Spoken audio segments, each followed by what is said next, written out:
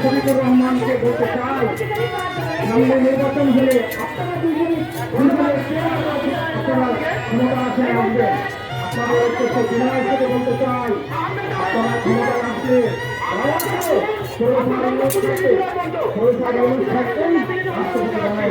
আমদানি কিন্তু আপনাদের আরো থাকবে না, খেলাও থাকবে। এই জায়গা যদি মনে না হয়ে অন্য কেউ হতে অনেক তাকে ঘুরিয়ে ফেলা হতো। কিন্তু আপনারা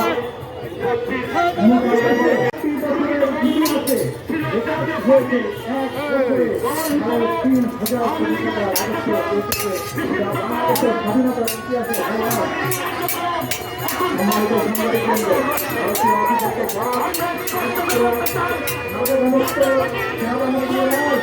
আপনারা জানবেন